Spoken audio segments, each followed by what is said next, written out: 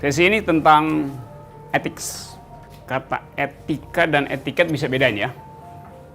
Jadi bukan etiket lingkungan tapi etika lingkungan. Ethics artinya the as it should be, keharusan, normativitas yang basisnya adalah argumen. Itu yang namanya etis. Jadi sesuatu disebut punya masalah etis bila dia menuntut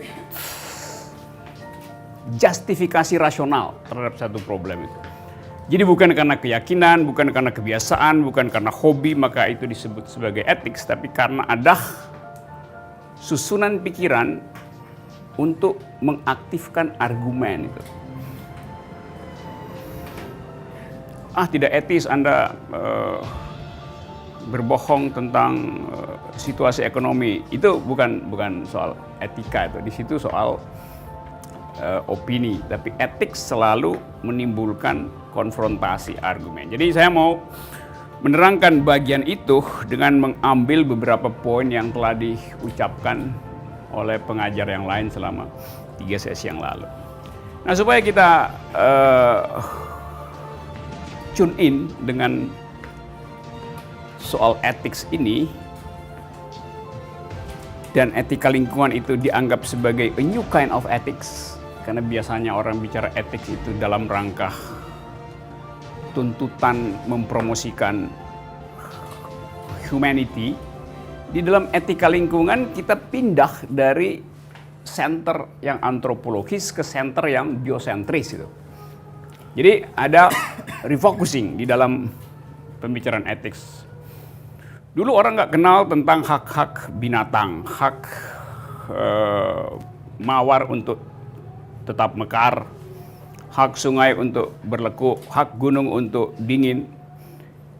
Orang anggap itu aneh kalau barang di luar manusia diberi status moral.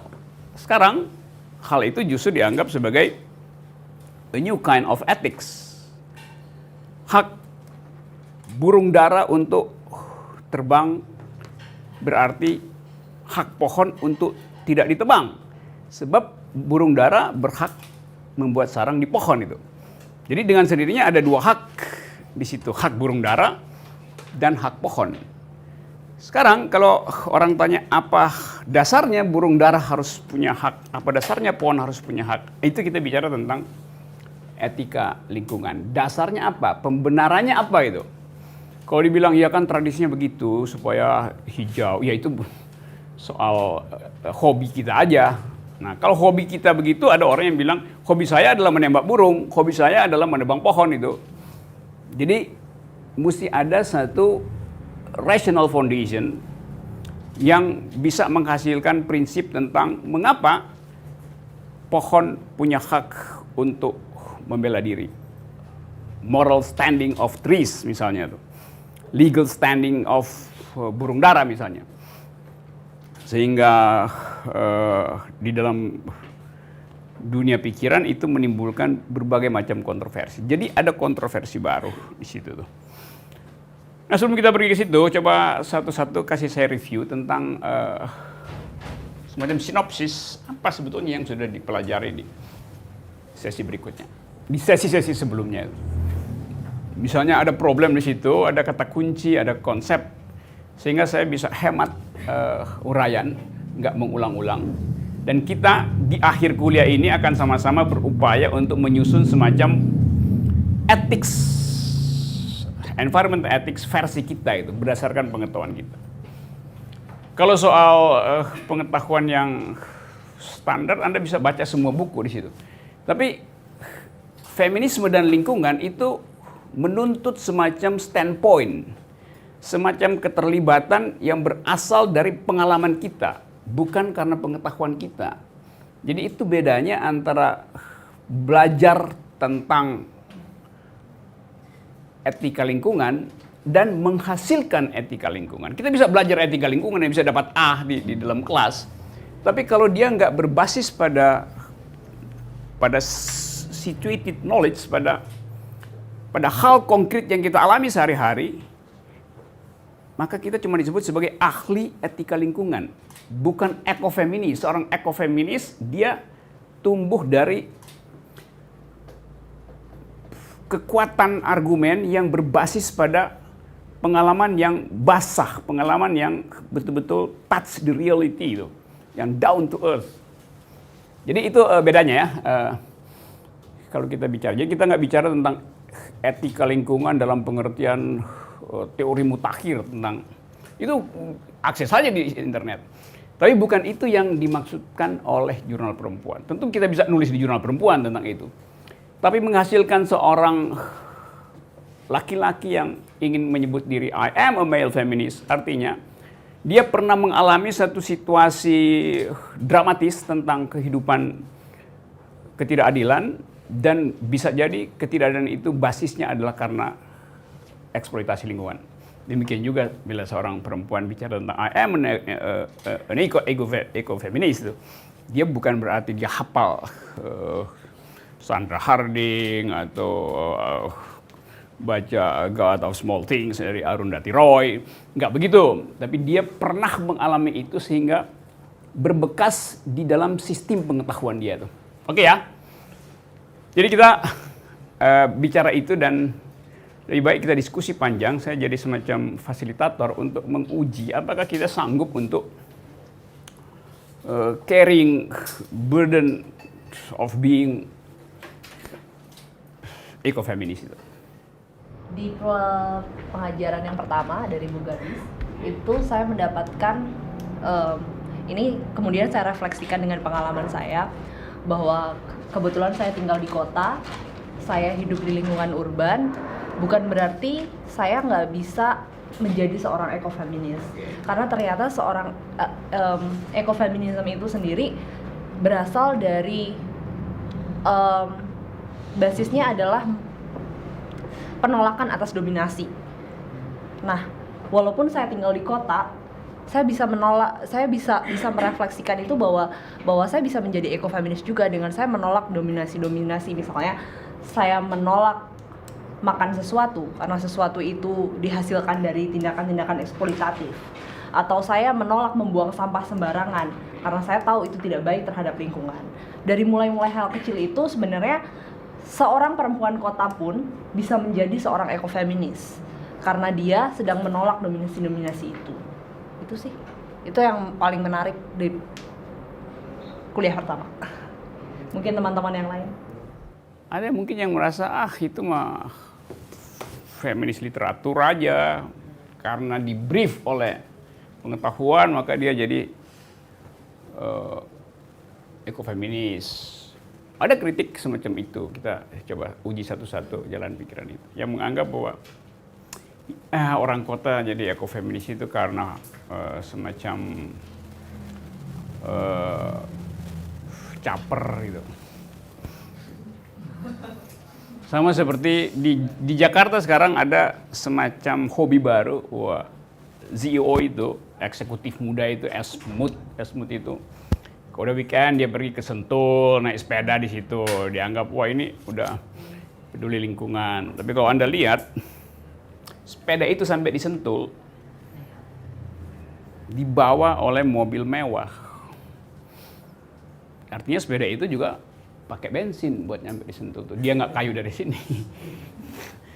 Sampai di sana dia mesti cari tempat parkir atau terus segala macam. Nanti saya coba lihat kontradiksinya, dianggap sebagai ya tapi kami ini bersepeda meninggalkan polusi kota. Iya tapi you bawa polusi baru ke tempat saya, ke Sentul, karena you bawa mobil yang gede-gede itu untuk ngangkut sepedanya tuh, karena sepeda minimal 50 juta satu sepeda itu, karena terbuat dari karbon misalnya.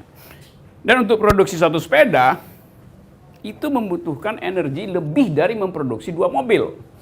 Kalau sepedanya mewah itu energi di pabrik itu, pabriknya eksklusif. Kalau kita produksi mobil udah ada standarnya tuh. Jadi semacam Fordism, sehingga satu kali bikin langsung jadi. Kalau bikin sepeda itu yang eksklusif, artinya ada mesin baru dibikin, artinya ada industri baru, artinya ada polusi baru untuk menghasilkan sepeda. Jadi kita lihat connectedness dari problem itu, menganggap bahwa saya akan mengayuh sepeda untuk memelihara lingkungan, padahal untuk menghasilkan sepeda semahal itu diperlukan polusi yang lebih besar daripada membuat satu bis kota itu. Bisa nanggap logiknya ya? Gitu itu. Jadi selalu ada underlying ideas yang kalau kita nggak periksa, lalu kita bisa sama-sama kagum itu bahwa, iya ya, padahal sebetulnya ada kebohongan di dalamnya, ada value yang disembunyikan. Nanti kita bongkar pelan-pelan. Jadi saya tadi kasih semacam keberatan supaya ada diskusi. Bagaimana misalnya kalau Anda sebut, ya kita orang kota bisa. Lalu saya kasih contoh, bagaimana kalau orang yang pakai sepeda tadi bilang hal yang sama gitu. Kira-kira gitu, supaya kita diskusinya tajam ya. So I'm playing devil's advocate gitu. Sumber air yang mereka ambil itu warga di sekitar pun tidak mendapatkan itu, istilahnya dikooptasi sama mereka gitu, hak-hak warga sekitar juga gitu. Kalau saya sih pengalaman itu. Per detik ini saya nggak pernah beli yang merek Aqua. Anda minum air pam yang bagiannya. Oke, terus kita bisa bikin semacam political analysis di situ. Air pam itu diproduksi untuk publik. Di belakang itu ada perjanjian misalnya antara Palm Jaya dengan perusahaan-perusahaan Prancis. Perusahaan Prancis juga memproduksi aqua di sana tuh. Jadi mungkin aja kita nggak minum aqua di sini, tapi kita minum value added dari perusahaan Prancis yang memproduksi aqua, yang juga klaim bahwa itu datang dari sumber yang paling murni di dalam pegunungan Prancis. Karena orang dia suka klaim ini umur dari air saya itu di Prancis itu kira-kira udah 400 tahun. Jadi air tanah yang tersimpan 400 tahun. Terus kita bilang, loh justru air tanah yang 400 tahun nggak boleh dieksploitasi. Tapi kalau ambil air tanah yang usianya udah 400 tahun, artinya kita minum mineral yang adalah bekuan dari darah nenek moyang, tulangnya jadi mineral di situ setelah 400 tahun misalnya. Kenapa nggak boleh begitu? Ya karena siklus air itu 40 tahun, berarti 400 kali, 10 kali siklus air yang kita minum. Air yang kita minum di sini, yang dia sebut ini aqua misalnya ini, buat jadi spring, dia perlu waktu 40 tahun siklusnya tuh. Jadi bukan yang hari ini, kan biasa dibikin teori, airnya kemudian menguap, maka kondensasi turun jadi hujan, jadi enggak. Air yang kita minum itu adalah hujan 40 tahun lalu, bukan hujan tadi sore, apalagi hujan buatan yang dibuat pakai garam dapur itu. Jadi bicara tentang environment, di dalamnya variabelnya tuh interconnectedness. Begitu banyak variabel sehingga kita nggak bisa klaim sesuatu tanpa kita deepening, tanpa kita ikut tenggelam di dalam problem itu dulu tuh. Oke ya? Oke, itu. Oke, bagus, ada 2 poin ini dan kita kasih atau saya kasih kontrasnya tuh, contradictory ideas-nya apa itu. Oke, ada yang lain. Dalam hal lingkup kecil, baju kan juga merupakan dari keluaran dari pabrikan gitu kan. Artinya kalau kita kritisi atau kita gali semakin dalam gitu ya, kita nggak bisa lepas gitu dari sesuatu yang menurut kita sejauh ini merusak ya atau yang mengeksploitasi gitu. Nah terus apa gitu dan bagaimana gitu? Ya, itu yang saya tanya pada saudara, bukan saudara tanya pada saya. Itu yang saya lemparkan untuk kita bicara. Kalau kau tanya sama saya, dengan mudah saya jawab, ada literatur, tapi kita nggak akan diskusi. Menurut saya yang sampelnya Bapak yang mengenai mobil tadi ya, bahwa kosnya akhirnya lebih besar daripada untuk, saya rasa, maaf loh Pak, ini mungkin sebelum sampai ke production item, kena ada bagian research-nya, terus harus di-approve, terus emisinya, efisiensinya berapa banyak, sehingga diambil toleransi, that's fine. Oke, ada economic of scale di situ, ada skala ekonomi. Oke, nanti kita bahas nanti. Tapi Dari teman-teman yang ada, kebetulan mereka juga punya keinginan untuk berdaulat gitu ya ceritanya. Jadi mereka punya. apa teman siapa yang mau berdaulat? Jadi ada Nanti ditangkap polisi. Mau NKRI harga mati. Oke. mungkin anak-anak muda juga gitu Oke. ya, yang mereka ingin juga untuk oke, kita sadar bahwa kita kayaknya masih tergantung nih mungkin gitu ya sama industri, atau kita jadi, dan itu akhirnya ada dampaknya secara lingkungan sosial juga gitu. Akhirnya mereka membuat inisiatif oke, kita bikin sendiri gitu, misalnya baju atau misalnya makanan yang sehat, yang lokal atau segala macam itu gitu ya. Baju mungkin yang dari organic cotton dan lain-lain gitu. Dan hal itu banyak sekali gitu, kayak misalnya pewarnaan yang alami gitu supaya nggak merusak lingkungan misalnya gitu. Banyak sekali yang melakukan hal itu, tetapi pada akhirnya ketika mereka sudah sampai ke market gitu ya, mereka jadi kena demand-nya market gitu ya gitu.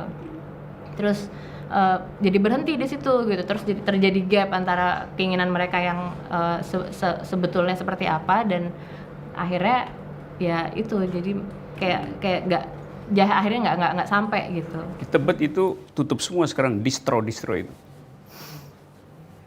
Karena konsepnya tadinya indie, Pak, independent, desain segala macam. Akhirnya kalah oleh mass production itu. Oke, jadi nanti itu poin bagus juga. Jadi kadang-kala semacam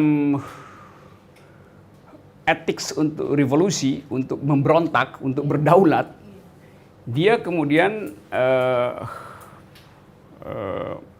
masuk di dalam wilayah yang sebetulnya bisa kita deteksi sejak awal bahwa pada tingkat tertentu revolusi akan memakan anaknya sendiri gitu.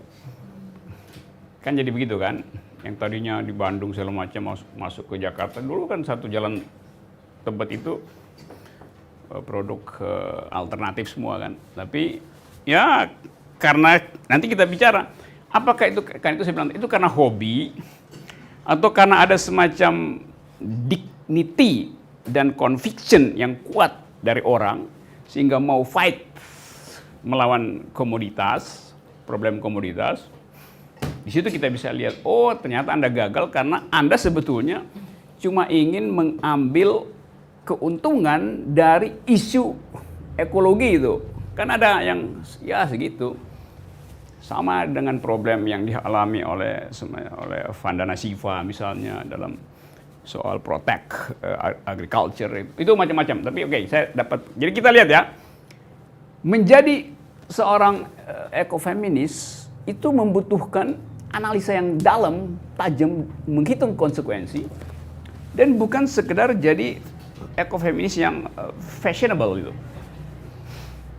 Fashionista, saya ekofeminis yang fashionista, hanya sekedar segitu.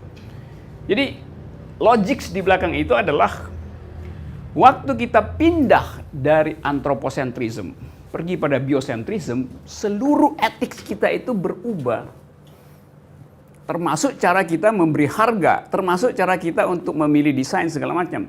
Selama kita ragu-ragu untuk hijrah dari anthropocentrism pergi pada biocentrism, maka akan kena hukum seperti tadi tuh.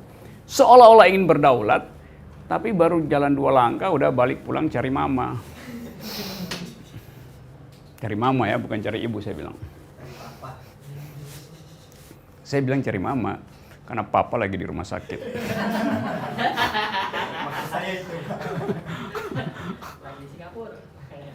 Oke, ada lagi?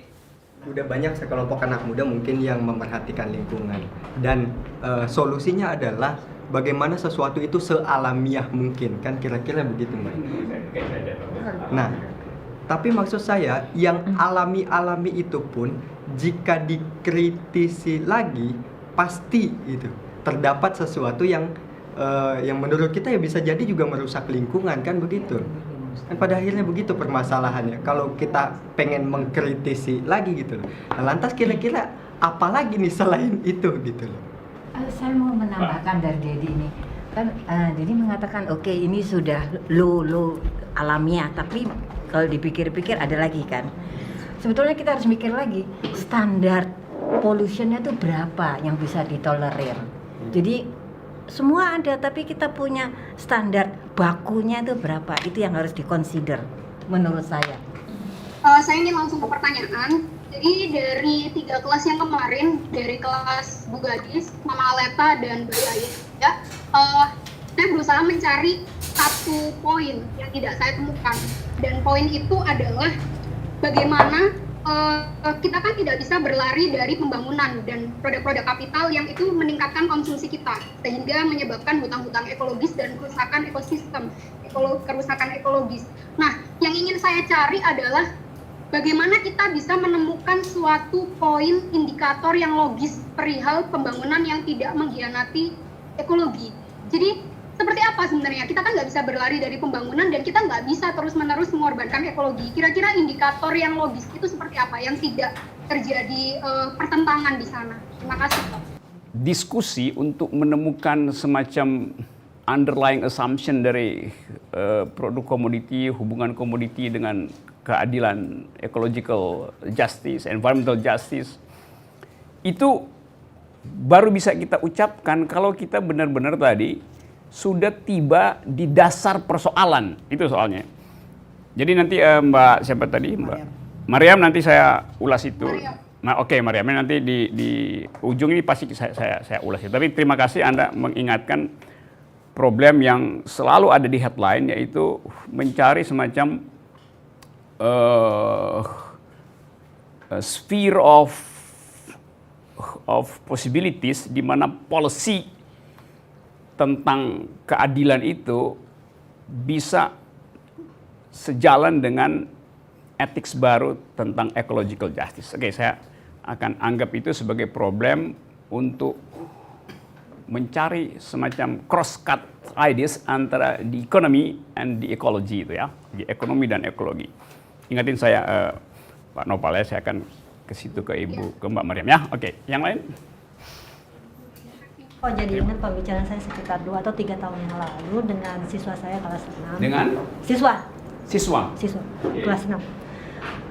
Waktu itu saya baru saja seperti sedang senang-senangnya dengan kenyataan bahwa alam itu punya hukum sendiri ya. Jadi dia sebenarnya tidak tergantung kepada manusia, tapi justru manusia yang tergantung kepada alam. Dan ada semacam gambar di situ, aku lupa dari mana. Jadi gambar itu kita menggambarkan bumi sebagai ibu, tapi ketika ibu bumi menggendong manusia, dia mengatakan, oke, terus saja lu rusakin gua, sebentar lagi lu mati di tangan gua gitu. Jadi ada satu hukum alam, yaitu tenaga endogen, tenaga eksogen, yang sebenarnya mendudukkan alam itu punya kuasa lebih daripada manusia. Jadi mau manusia jungkir balik, tetap saja alam yang lebih berkuasa. Dan siklus alam yang disampaikan oleh Mbak yang dari Walhi, saya lupa, maaf namanya, yang mengatakan bahwa siklus air sekian puluh tahun, siklus sekian puluh tahun,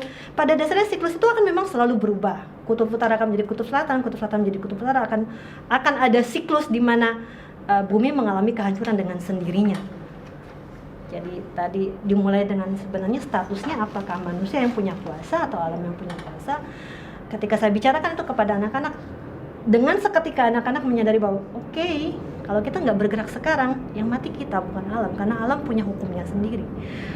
Jadi kalau bicara mengenai ekofeminisme, kita bicara mengenai mendudukkan siapa yang sebenarnya punya identitas, bagaimana caranya berdampingan antara dua identitas.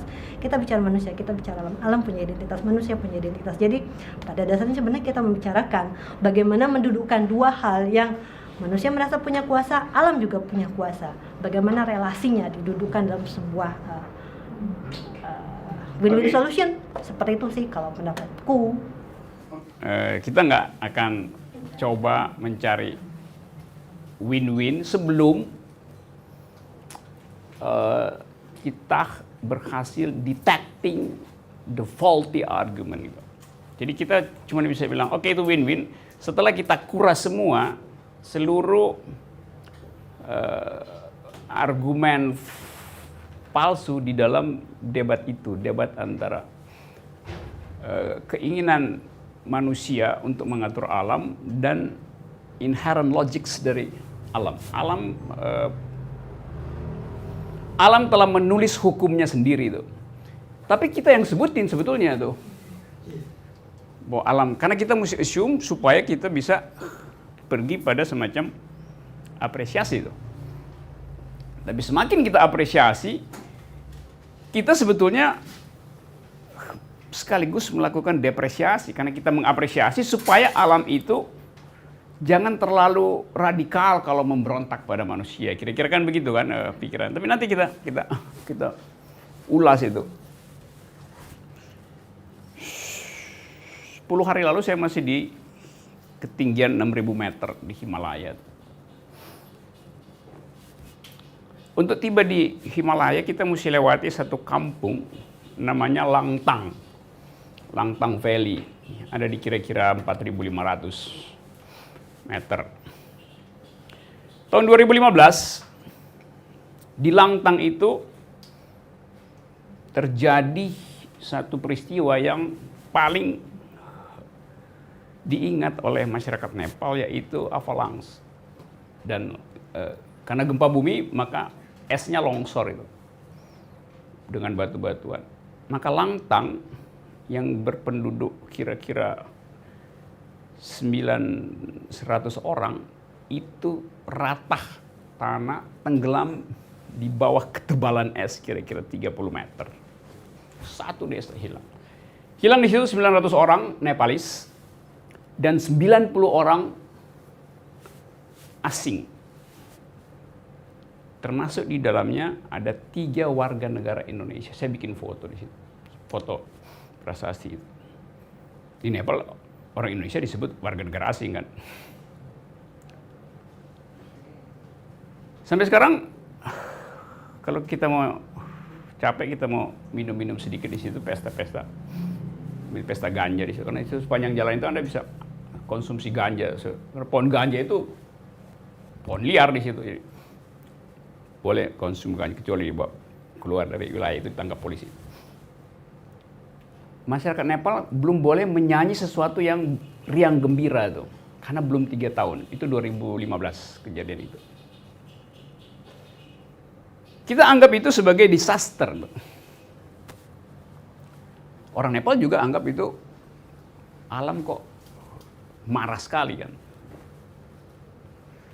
Tapi kemudian mereka lihat bahwa setelah gempa paling dahsyat itu, seluruh pohon besar itu tumbang di pegunungan itu. Asal Anda tahu Nepal itu 80% gunung isinya tuh. Dan dari pegunungan Himalaya itu ada 300 puncak. Orang cuma tahu ada Everest, tapi ada 300 puncak gunung yang di atas 6.000 meteran itu. Bagi mereka gunung itu disebut gunung kalau udah di atas 6.000 meter. Kalau cuma kayak gunung gede yang 2.000-3.000 meter dianggap bukit aja tuh. Bukit, hill aja disebut. Jadi pohon itu semua hancur. Dan itu justru dianggap sebagai rezeki karena dia nggak perlu tebang lagi pohon itu untuk bikin bangunan segala macam. Jadi kita lihat kontradiksi di situ. Manusia kemudian merumuskan bahwa hukum alam justru menguntungkan kondisi antropologis karena mereka mesti bangun desa baru gitu. Lain kalau di situ nggak ada pemukiman. Jadi kita menyebut itu sebagai alam telah menulis hukumnya sendiri. Bagi mereka yang kena musibah dianggap sebagai alam telah menghukumnya. Bagi mereka yang ingin membangun ulang menganggap alam telah memberi mereka kayu-kayu baru. Jadi selalu ada dual assumption di dalam satu peristiwa. Nanti tetap saya akan bahas lagi, tapi saya mau kumpulkan dulu kontroversinya gitu ya. Soal begituan. Karena kemudian alam itu rusak jaringan listrik segala macam, maka pemerintah Nepal supply desa-desa di situ sekarang dengan solar cell, energi matahari di situ. Dengan maksud supaya ada kehidupan yang tidak tergantung pada energi yang eksesif, listrik yang memerlukan diesel misalnya kan dianggap alamiah tuh. Tapi saya perhatikan akhirnya solar cell itu disewakan oleh masing-masing, itu gratis dikasih pemerintah Nepal. Disewakan untuk mencharge, jadi wisatawan di situ atau turis di situ yang adalah orang asing. Jadi Anda lihat solar cell itu dimaksudkan untuk memelihara kehidupan komunitas, tapi kemudian jadi komoditas untuk iPhone dan Android ngecharge. Yang ngecharge itu adalah orang asing yang kita anggap atau dianggap kapitalis ada di situ karena menikmati liburan gratis di situ yang memanfaatkan solar cell. Jadi tetap ada komoditifikasi di situ. Yang tadinya dianggap sebagai ramah lingkungan akhirnya dipakai untuk ngecharge handphone. Apa artinya? Artinya dia mengundang produksi lebih banyak handphone di dalam logika environment. Karena orang kalau nggak ada solar cell, nggak ada charger kan orang ngapain gue bawa handphone itu. Sekarang orang bilang yuk ke Nepal yuk, bawa aja handphone, di situ ada charger gratis itu. Charger yang solar cell tapi bayar 30 rupiah, 30.000 satu kali ngecharge. Jadi ada komoditifikasi di situ. Jadi Anda lihat bahwa komoditifikasi bisa masuk ke dalam wilayah yang kita sebut sebagai local wisdom. Oke, itu satu contoh, masih banyak contoh lain. Masih ada yang mau komen soal itu? Ya.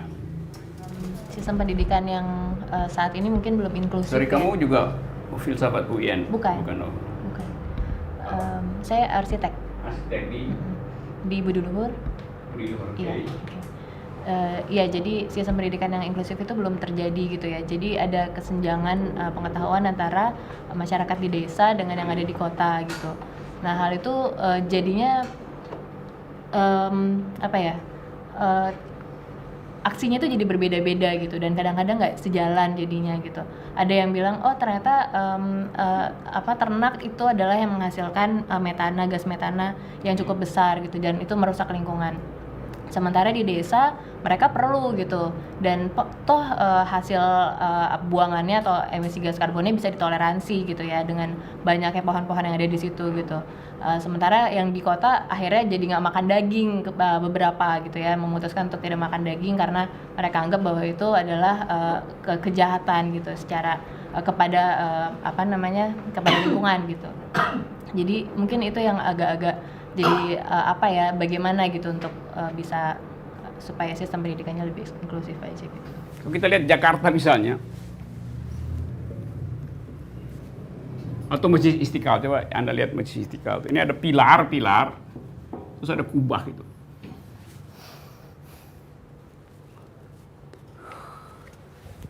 Secara filosofi, kalau ada kubah, mestinya nggak ada pilar. Pilarnya mesti cuma 4 dalam teori arsitektur. Pilar itu dimaksudkan untuk menahan atap yang horizontal tuh. Kalau kita pergi ke Yunani, kuil-kuil itu begini dia. Mesti banyak pilar tuh. Tapi kalau ada lengkung begini, cukup 4 pilar. Karena secara fisika, lengkung itu menahan dirinya sendiri dengan kelengkungan itu. Jadi kita anggap, loh ini kan berlebih, ini kan eksesif secara material tuh. Ngapain?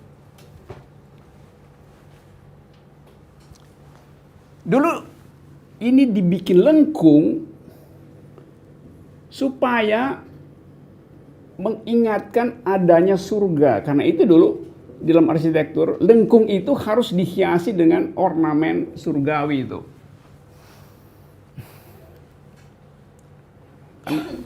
Di Basilika Santo Petrus misalnya di Vatikan, semua gereja di Italia selalu ada lukisan di atas tuh.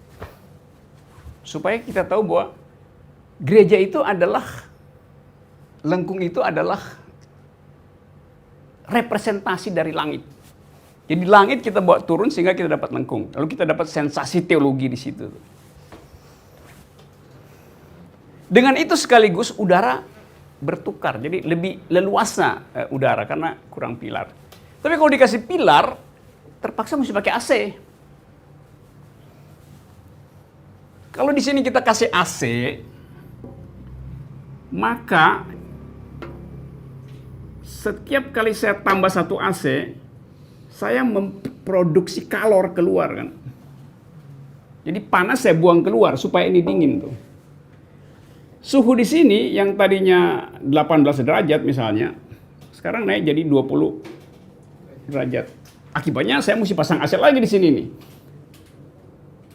Naik terus tuh.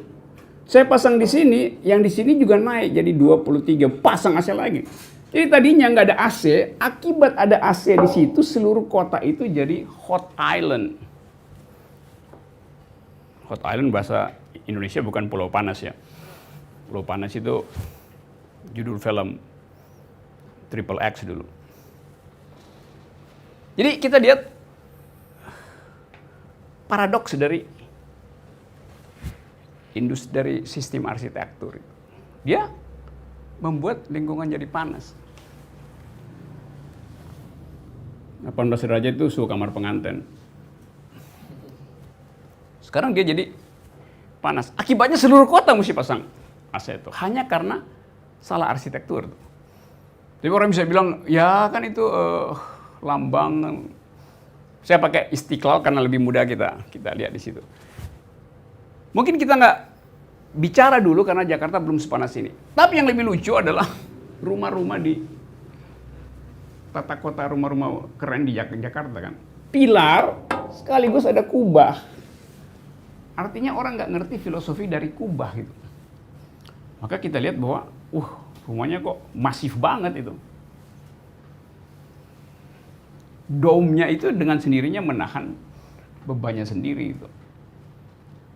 Jadi kontradiksi lagi tuh. Oke, nanti saya cari cara lagi buat kita. Masih ada yang mesti omong sebelum saya kasih poin-poin itu. Ya. Kalau saya menangkap ada satu pola yang sama gitu dari cerita-cerita tadi, di mana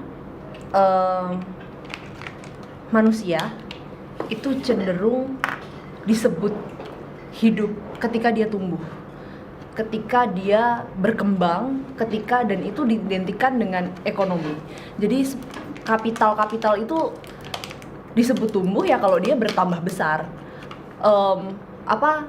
Ditunjukkan dengan kegagahan yang selalu jadinya jumlahnya besar.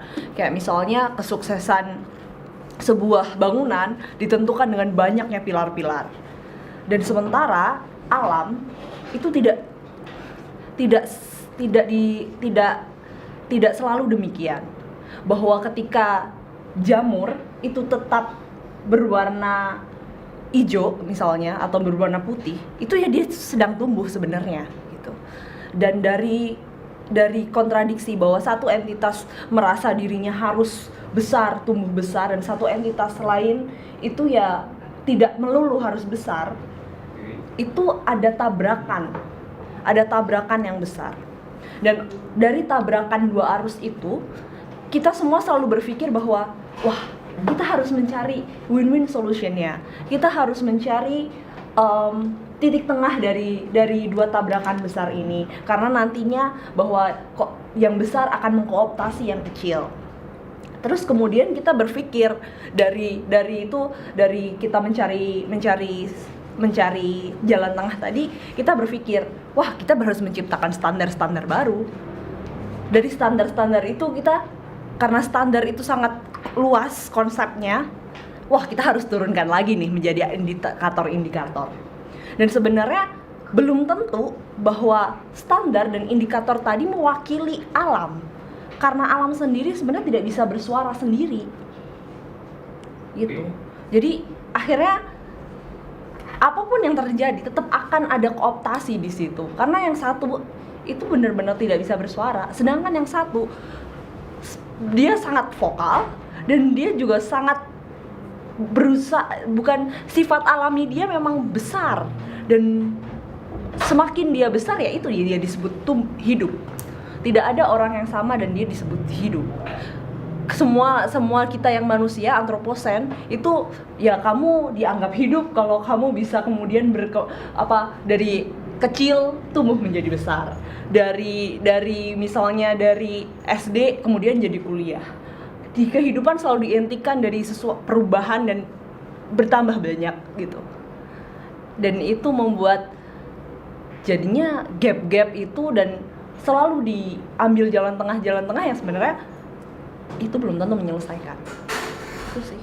Oke, saya mulai kuliahnya ya dengan pikiran Anda tadi bahwa alam tidak bisa mengucapkan keinginannya.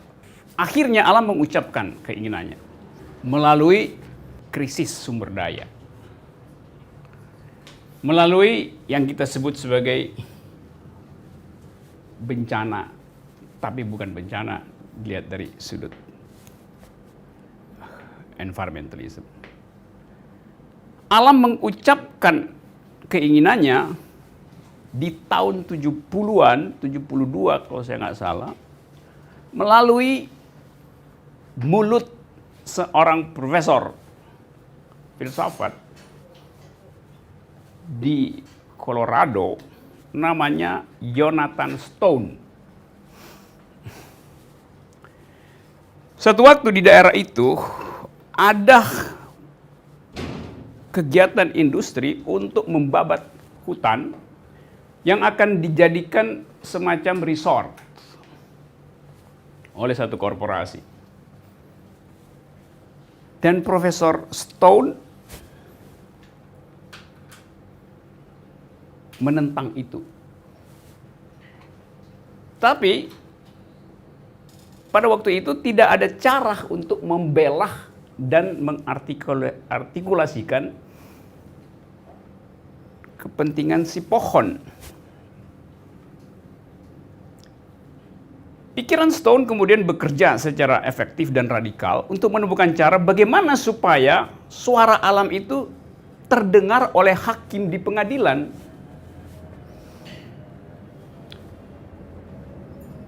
Dia menulis satu artikel pendek kira-kira 5-7 halaman, judulnya Should Trees Have Standing? Apakah pohon berhak untuk jalan ke depan pengadilan dan menyatakan saya tidak ingin ditebang? Sesuatu yang ajaib pada waktu itu. Bagaimana mungkin pohon itu bukan subjek hukum? Tidak ada dikatakan di situ bahwa pohon berhak untuk membela diri. Karena hukum kita antroposentris. Barang siapa artinya orang. Orang itu harus dewasa. Dewasa artinya pernah kawin atau di atas 18 tahun. Dewasa artinya tidak gila. Dewasa artinya laki-laki. Perempuan tidak punya legal standing di dalam tradisi hukum. Ini lebih gila lagi. Mau memberi legal standing pada pohon. Kan orang yang membela dirinya dia mesti datang before the law gitu, di depan hukum pengadilan. Ini pohonnya nggak bisa jalan. Bagaimana mungkin dia?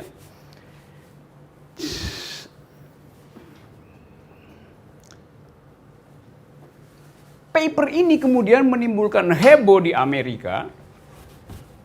Heboh pertama adalah paper dari Rachel Carson, The Silent Spring. Udah pernah baca itu. Kalau belum saya terangin nanti. Sehingga kemudian terjadi diskusi hukum yang panjang lebar seperti kita tadi dispute tentang ini hak alam apa hak manusia itu. Inilah kampanye pertama yang kemudian menimbulkan teori yang disebut legal standing yang akhirnya jadi dasar dari hukum lingkungan. Dimenangkanlah oleh pengadilan di situ bahwa pohon punya hak untuk membela diri melalui pengampunya. Jadi dicarikan semacam perbandingan hukum. Kalau anak dalam hukum disebut idiot, nggak bisa berpikir, kan dia juga bukan subjek hukum kan? Karena dia nggak punya kesadaran, maka dia bukan subjek hukum. Kalau begitu dia boleh dibunuh, boleh dihilangkan. Boleh. Dari segi teori hukum positif, ya dia kan nggak punya kesadaran, sama seperti seperti janin nggak punya kesadaran ya boleh diaborsi gitu. Debatnya ada di situ tuh. Tapi kemudian orang bilang, iya tapi dia ada pengampunya. Siapa? Ya wali anak itu. Kalau ibunya nolak misalnya atau ayahnya nolak, ada. Jadi teori perwalian itu kemudian dipakai sebagai cara berpikir paralel ke dalam sistem hukum. Maka dianggap bahwa pohon itu walaupun dia bukan moral person, tetapi dia diampuh oleh komunitas pengampuh hutan misalnya. Jadi kepentingan si pohon dilindungi oleh si pengampunya, masyarakat adat misalnya. Oleh karena itu si pohon kemudian punya legal standing. Sejak itu kemudian ada semacam pengakuan bahwa subjek hukum itu bukan sekedar manusia, tetapi juga makhluk yang non-human. Jadi ada perluasan pengertian tentang person in law. Dulu disebut person in law, apa namanya bahasa ini? Subjek hukum itu hanyalah orang. Waktu awal hukum dibuat, orang artinya laki-laki.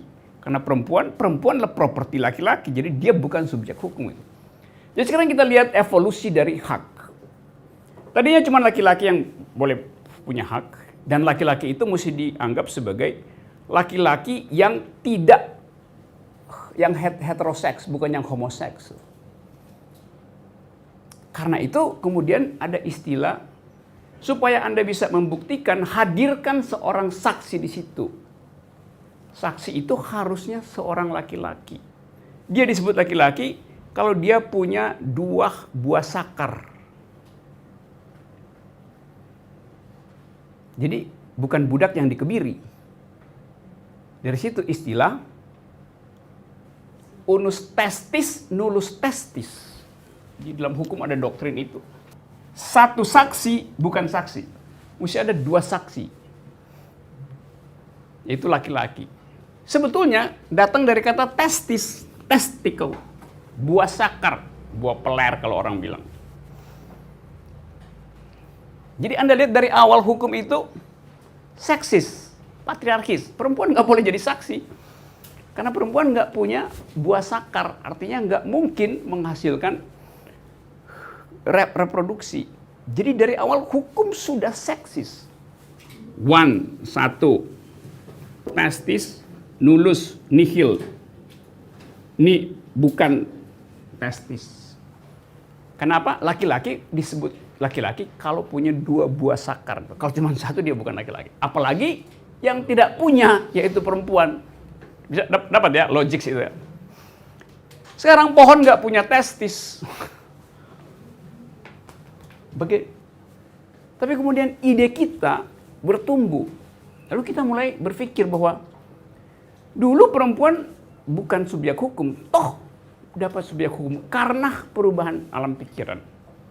Dulu anak-anak bukan subjek hukum, sekarang punya subjek hukum. Dulu budak bukan subjek hukum, sekarang budak adalah subjek hukum. Maka ada yang disebut the evolution of rights, evolution of ethics. Sehingga sekarang ada hak sungai untuk tetap jernih. Di New Zealand setahun lalu, sebuah sungai diprotek dan diberi hak hukum. Pertama kali di dalam sejarah dunia, sungai itu dianggap sebagai makhluk hidup. Sehingga Anda nggak boleh kotori sungai itu. Anda kena hukum langsung. Anda nggak boleh tebang 1 pohon pun di sungai itu. Anda kena hukum. Tapi ada konsekuensinya. Misalnya, kalau sungai itu kemudian menyeret seseorang dan tenggelam, sungai itu mesti dinyatakan kriminal apa enggak? Kan sungainya membunuh orang kan? Debatnya masih berlangsung sampai sekarang. Begitu non-human being dikasih legal standing, di dalamnya juga berlangsung konsekuensi dari legal standing itu. Sekarang bagaimana kalau ular piton misalnya dikasih legal standing? Jadi prinsipnya adalah ethics evolve. Etika itu tidak beku, dia evolve, dia mengalami evolusi itu. Jadi Anda jangan kaget misalnya dalam 2 tahun kemudian ke depan hak batu untuk tetap utuh, nggak boleh dipecah misalnya. Bisa aja. Yang kita anggap sekarang, kita nggak tahu perkembangan soal-soal semacam itu. Pohon yang tadinya barang yang di dalam agama disebut kuasailah alam. Jadi perusak alam pertama adalah teologi sebetulnya. Eksploitasilah alam demi kemakmuran manusia itu doktrin dalam teologi. Dalam pembelaan mungkin ya karena waktu itu mungkin belum ada problem scarcity. Tetapi secara hierarki dianggap manusia itu di atas alam, karena itu silahkan kuasai alam, eksploitasi alam. Yang sekarang kita anggap, wah itu artinya nggak beradab. Nah, dulu pohon itu juga kita anggap sih boleh kita potong. Sekarang kalau ada orang tebang pohon, kita anggap dia nggak beradab ya. Nanti ada parameter kapan dia boleh ditebang misalnya.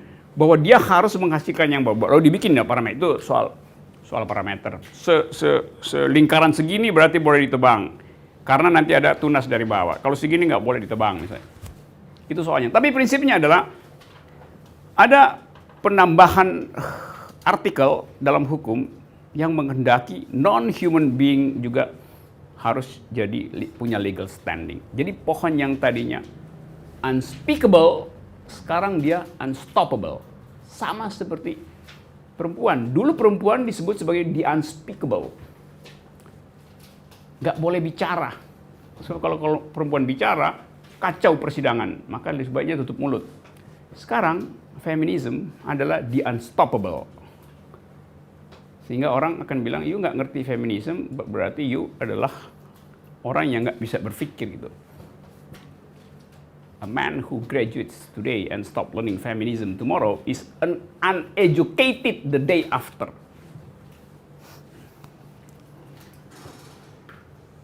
Jadi sarjana, hari ini, dan besok dia nggak belajar feminisme, lusa dia jadi orang tolol. Karena dia nggak bisa bicara di sistem dunia, dalam pertemuan dunia nggak tahu. Do you speak bahasa Indonesia? I do speak English, I do speak French. Do you speak environmental ethics? Do you speak gender equality? Do you speak feminism? Buta huruf dia. Maka dianggap uneducated kalau nggak ngerti tentang environmentalism itu. Jadi kita boleh bilang bahwa kita ingin agar supaya ada grammar baru di dalam tadi dunia pendidikan kita, yaitu environmental ethics. Bahwa ada kontroversi iya, tapi dunia tumbuh dengan new kind of ethics untuk create kehidupan yang lain. Nah, paralel dengan itu, seluruh marginalitas kemudian terinspirasi untuk nuntut hak. LGBT. Kenapa? Ya karena demokrasi harus sampai mengenali pengalaman paling dasar dari manusia. Demokrasi artinya mengenali pengalaman warga negara. LGBT itu adalah pengalaman dasar manusia. Sama seperti hak pohon untuk tiba di depan pengadilan minta hak. Dengan cara itu feminisme menjadi semacam proponen dari perjuangan seluruh sistem marginal. Jadi feminisme mengambil inisiatif untuk menghasilkan new kind of ethics, yaitu egalitarianisme baru. Dasarnya di situ sebetulnya. Dalam teori disebut sebagai environmental justice. Nanti saya terangkan lagi jebakan esensialisme di dalam ekofeminisme sebagai catatan kaki supaya kita bisa tahu kalau di debat bagaimana cara mengatasi debat itu. Jadi kita tahu sekarang bahwa di dalam etika feminis yang disebut ethics of care terjadi semacam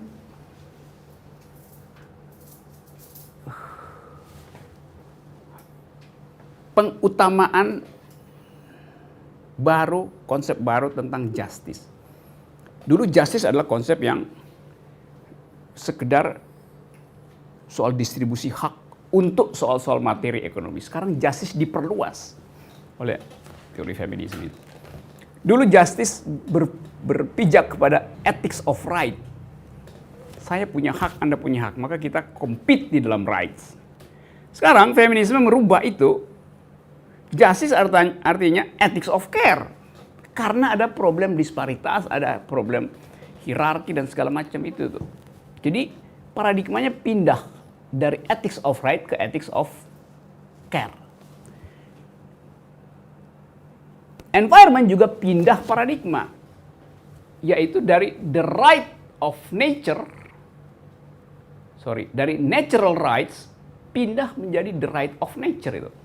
Sama statusnya tuh. Hukum dulu basisnya natural right, hak-hak alamiah. Salah satu hak alamiah manusia adalah menguasai alam. Sekarang karena ada ethics of right, ethics of care yang disponsori oleh feminisme, sehingga menimbulkan should LGBT have standing, should trees have standing, should pets have standing, dan seterusnya. Kita konsekuensinya adalah nggak bisa lagi bertumpu pada natural right, hak-hak natural. Tetapi mulai memikirkan the right of nature, hak dari alam yang tadi disebut. Alam menulis haknya sendiri. Kita mengasumsikan itu supaya egalitarianisme itu jalan. Konsekuensinya tadi jauh. Kita pindah dari anthropocentrism, pergi pada biocentrism. Efeknya macam-macam. Apa efek dari feminisme misalnya terhadap arsitektur? Sekarang banyak diulas, ditulis di mana-mana. Bahwa orang tidak lagi berpikir di dalam rangka koherensi matematik, koherensi fisika, tapi pada apa yang disebut sebagai design thinking. Right? Buat dapat fungsionalitas tapi sekaligus selesaikan problem. Bukan sekedar fungsionalitas instrumental di dalam ilmu modern misalnya. Jadi saya ulangi ya, kita pindah dari, karena tadi salah satunya oleh si Jonathan Stone, juga belakangan misalnya dalam tema yang sama oleh Vandana Shiva. Udah pernah tahu dalil Vandana Shiva. Bagi Vandana Shiva, development itu, membangun itu artinya melanggengkan sistem patriarki. Karena waktu kita membangun, kita mengeksploitasi dunia materi, dikonversi jadi komoditas, lalu masuk ke pasar. Kita sebut ada progres. Tetapi, begitu masuk ke pasar, berlakulah prinsip-prinsip patriarki. Sehingga pasar itu kemudian membuat perempuan tidak punya akses ke dalamnya.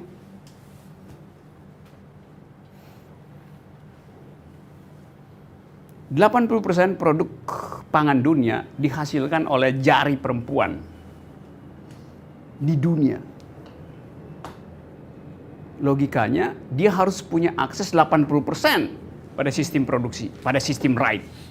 Faktanya, hanya 14% perempuan yang punya akses pada properti, pada right. Padahal dia memproduksi 80%. Artinya, sistem patriarki menutup hak perempuan untuk memiliki akses terhadap alat-alat produksi. Jadi dia tetap adalah buruh di dalam sistem produksi pangan. Padahal pangan dunia dihasilkan oleh kecerdasan perempuan.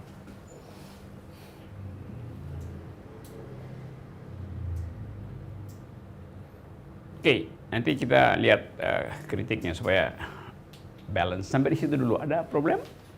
Saya mengutip argumennya dari Igede Pasek soal reklamasi di Bali.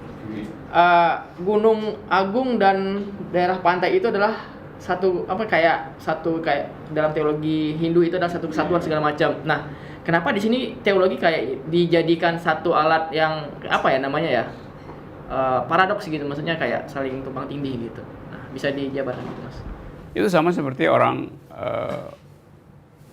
Papua menganggap bahwa Garsberg, pegunungan yang sekarang jadi kontroversi Freeport itu adalah payudara bumi. Perutnya ada di pantai apa yang di bawah Tembolok Burung itu. Jadi itu satu kesatuan. Sekarang limbah dari Freeport persis dibuang ke pantai apa namanya itu yang di bawah itu. Kepala burungnya begini, pantainya di sini. Jadi dianggap dalam cara berpikir ekologi orang Papua, gunung ini yang adalah payudara bumi Papua dirusak dan kotorannya dibuang ke perut ibu bumi Papua. Tapi kita bisa lihat kok lama-lama nggak ada lagi yang bicara itu. Kok orang Papua justru menghendaki Freeport tetap di situ dengan asumsi pendapatannya lebih banyak masuk ke masyarakat Papua. Kan tetap ada semacam perubahan cara pandang. Jadi boleh eksploitasi asal memakmurkan. Loh, local wisdomnya di mana tuh? Sekarang soal Bali. Reklamasi.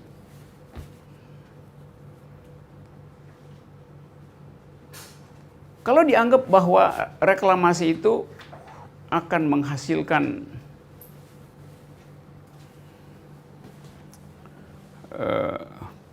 apa namanya itu, rebound, berbalik untuk kerusakan lingkungan, dan alam pikiran itu dipakai konsisten, maka seharusnya reklamasi Jakarta juga dikritik orang Bali itu. Karena itu kan alam pikiran. Tapi kalau dianggap, ya ini kan local wisdom Bali aja.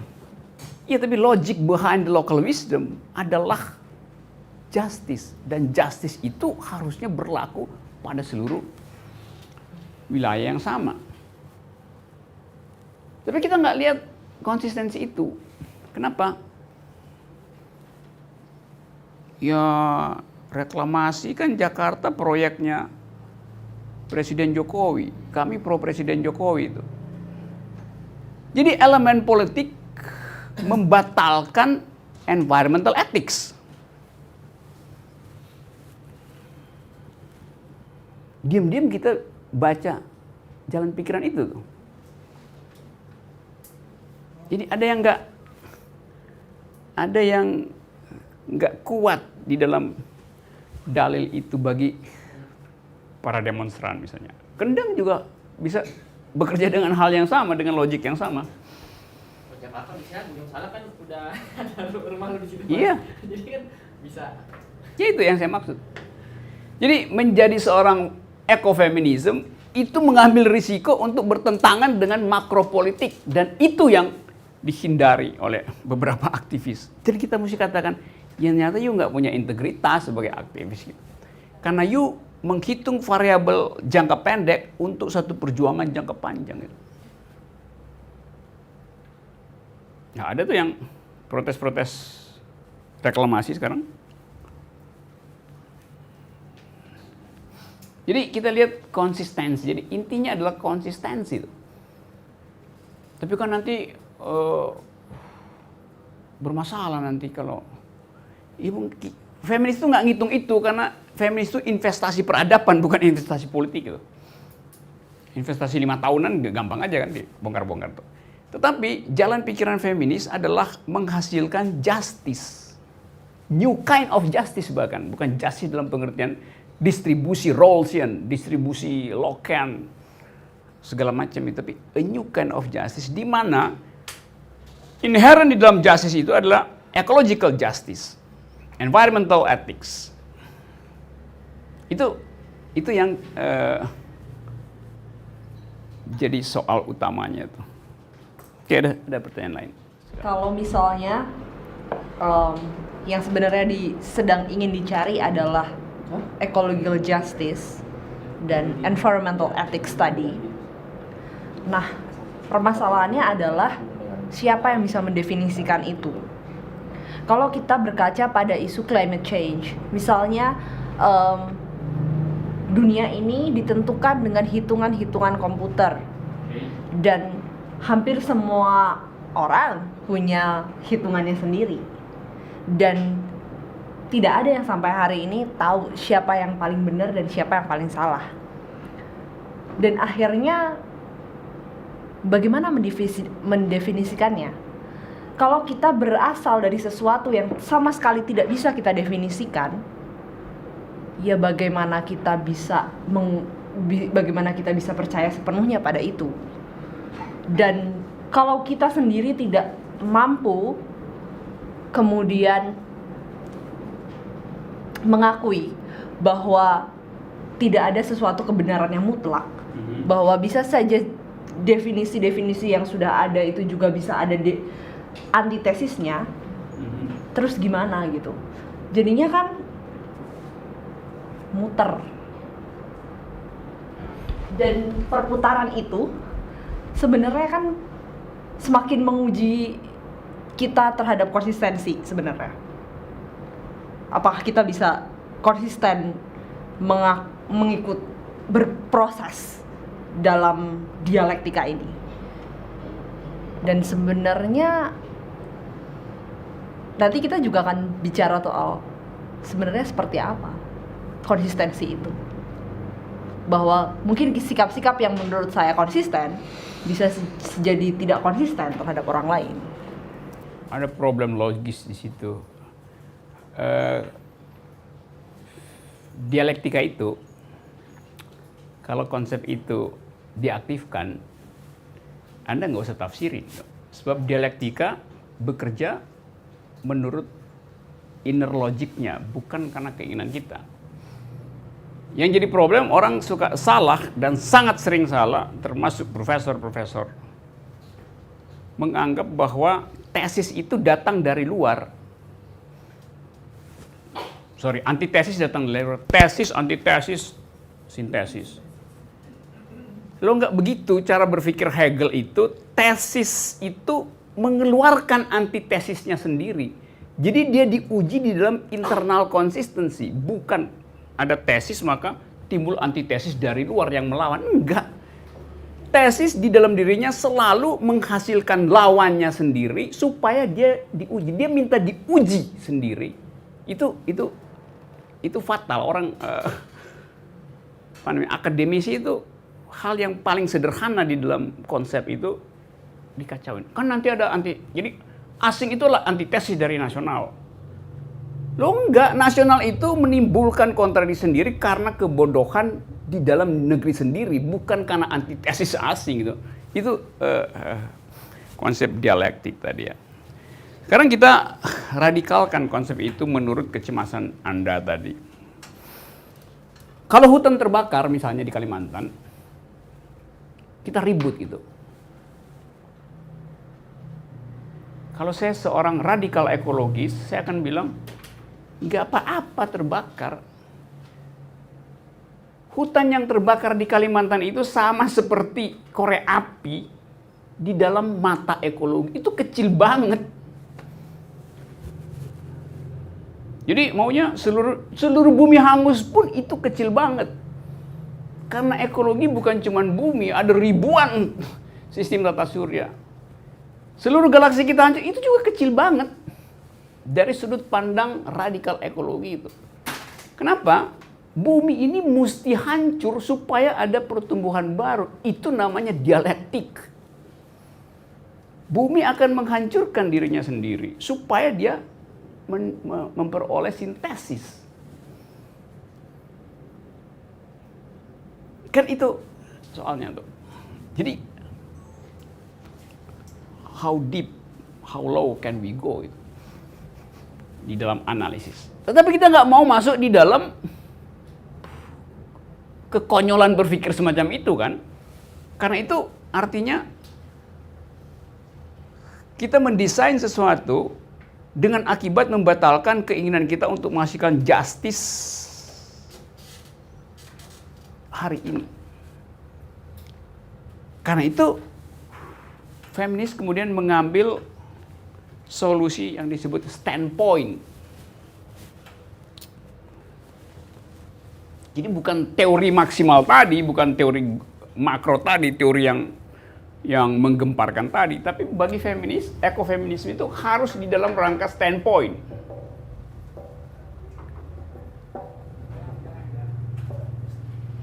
Standpoint ini ada dua pengertian, dan pengertian yang kedua seringkali kacau. Standpoint pertama artinya saya bersikap kritis karena saya tahu logik dari ekologi itu. Karena saya belajar tentang matematika dari footprint teori, maka saya bisa berpikir bisa aja. Satu poin. Tapi itu bukan standpoint dalam pengertian feminisme.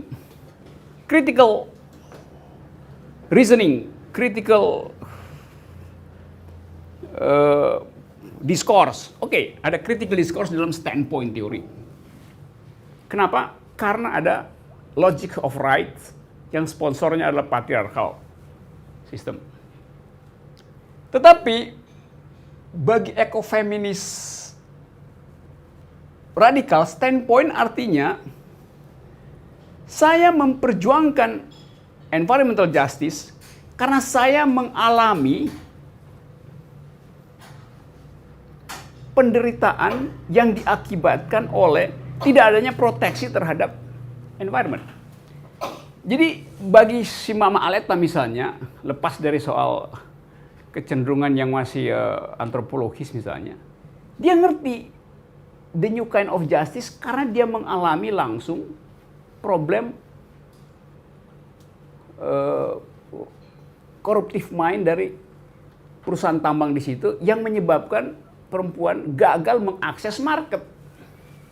Bagi dia, standpoint itu adalah situated knowledge. Saya pakai istilah itu. Standpoint dalam pengertian situated knowledge. Pengetahuan yang berlokasi pada situasi konkret. Gitu. Kalau ini critical analysis ini segala macam, ini kritis juga. Tetapi bukan di dalam pengertian situated knowledge. Dalam pengertian critical philosophy. Yang nomor satu tadi itu. Kita boleh pakai dua-duanya, tapi kita mesti tahu bedanya bahwa standpoint ada yang di dalam konteks critical discourse, karena kita punya pengetahuan, karena kita paham bahwa standar hukum laki-laki adalah ethics of right, karena kita tahu bahwa policy yang tanpa ethics of care selalu akan berakibat pada bagian yang paling rentan dari stratifikasi sosial, yaitu perempuan. Karena itu perempuan dianggap sebagai proletarnya proletariat. Tetapi ada standpoint kedua, di mana orang ini memproduksi pengetahuan baru karena pengalaman hidupnya. Kita bisa bedain misalnya antara seorang profesor di Universitas Indonesia yang ngajar tentang ecological justice dengan paper pendek dari Vandana Shiva misalnya. Lalu orang bilang, ya Vandana Shiva lebih tajam. Iya, tapi Vandana Shiva ada kontradiksi. Iya. Tapi dia lebih otentik menghasilkan itu. Nah sekarang saya masuk pada kritiknya dulu ya, supaya agak lengkap, nanti masih ada diskusi setengah jam. Kelemahan dari cara berpikir standpoint, jadi kelemahan secara akademis ya, bukan kelemahan secara historis pengalaman, yaitu dia bisa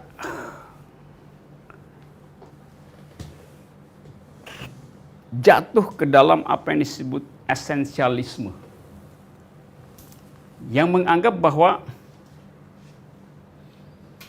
yang cocok dengan alam itu cuma perempuan. Laki-laki nggak cocok dengan alam itu. Nah di situ ada semacam esensialisme, bahwa biologi perempuan itu memang dibuat untuk tune in dengan alam. Karena itu perempuan dan alam ada di dalam satu nafas, yaitu ethics of care. Laki-laki nggak ada. Maka bisa jadi cara berpikir itu juga menjadi cara berpikir yang patriarkis.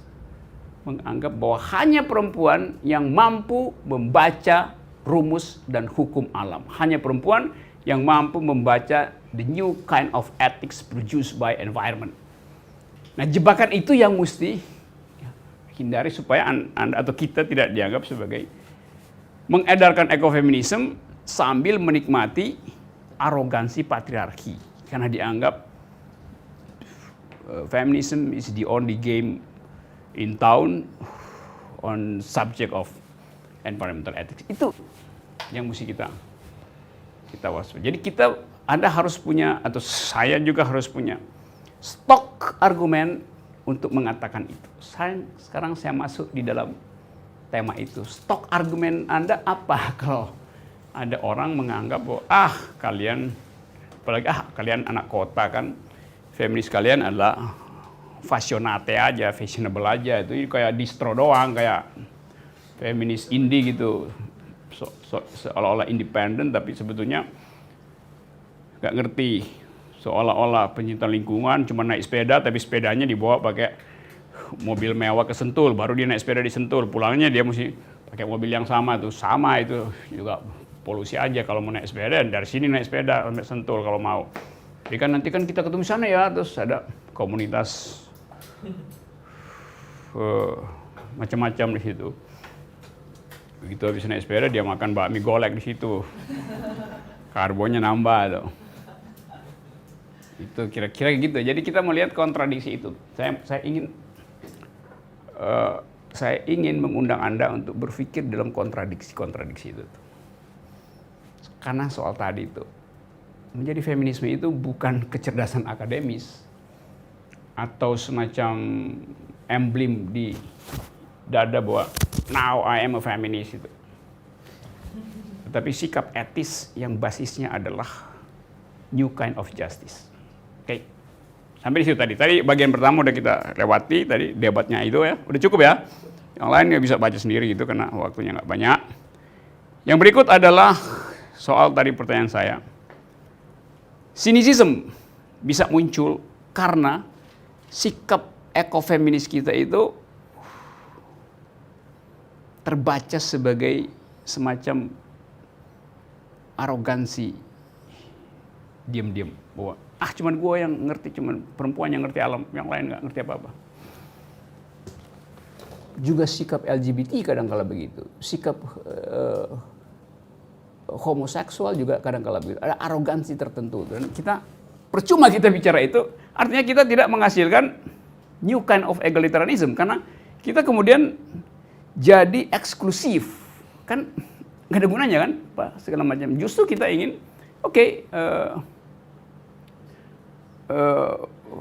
ekologi adalah the realm of freedom. Dari situ kita produce value-nya tuh. Di dalam ekofeminis ada semacam ada semacam akidah gitu, bahwa hanya perempuan yang mampu membaca alam. Seolah-olah itu arkenya, dalam filsafat ada istilah arke. Itu DNA-nya tuh, itu intinya, itu prima logics-nya tuh. Lalu muncul arogansi itu. Seolah-olah hanya perempuan yang mampu menghasilkan ethics of solidarity itu. Seolah-olah nurturing itu benar-benar hanya disediakan alam buat perempuan.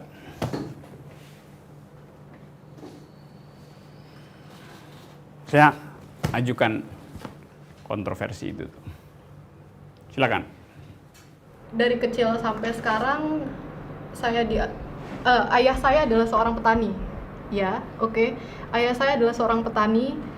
Ketika dia pagi pergi ke kebun mengurus tanamannya, kemudian sore dia datang lagi untuk melihat kondisi ketika dia pagi sudah mengurus gitu loh.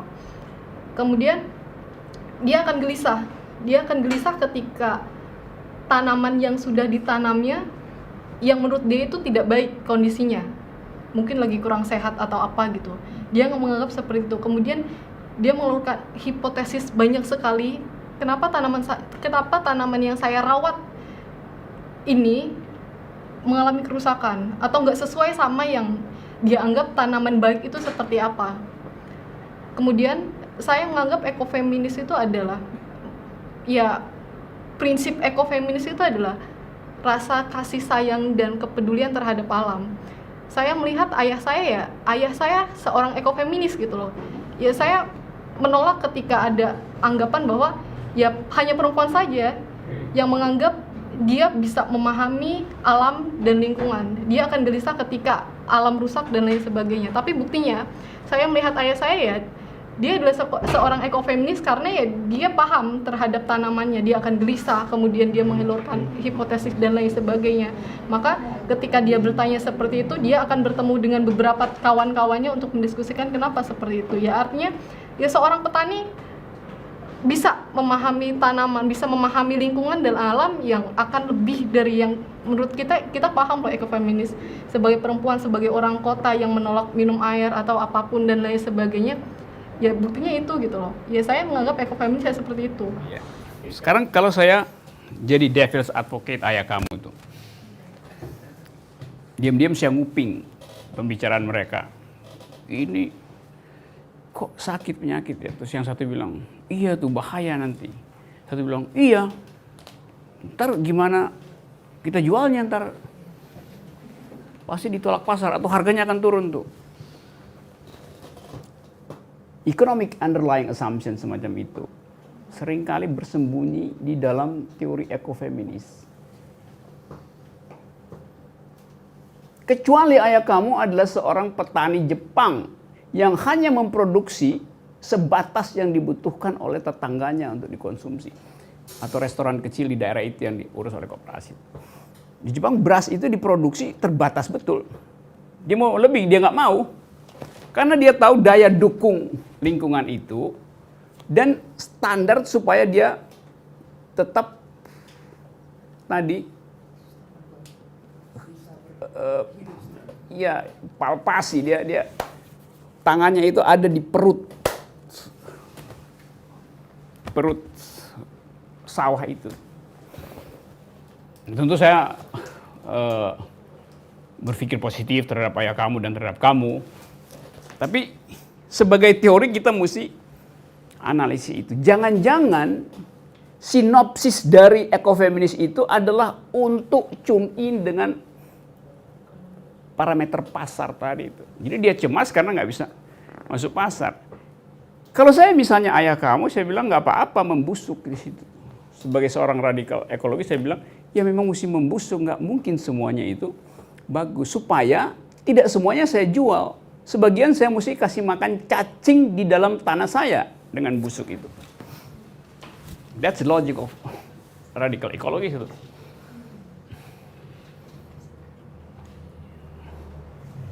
Itu sama dengan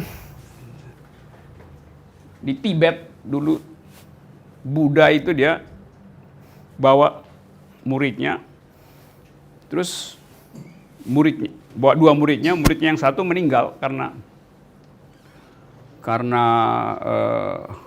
enakan apa ya murid yang meninggal itu karena bukan karena diare lah, karena daya beli turun itu.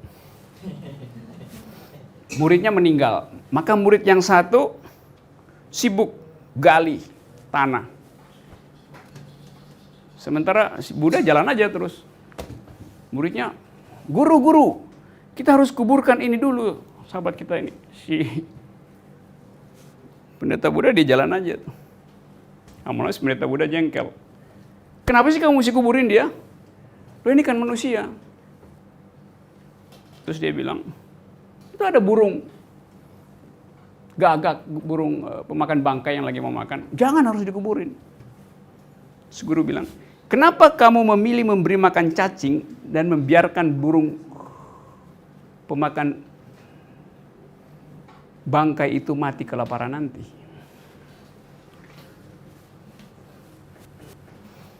Karena antroposentrisme kita menganggap itu orang. Bagi alam, itu mayat adalah hak dari burung bangkai, bukan hak dari cacing. Karena kita punya sentimen antroposentrisme. Maka kita doain dulu dia tuh. Si guru bilang, apa yang mau didoain? Biarin aja dimakan sama burung bangkai. Supaya burung bangkai itu nggak punah. Itu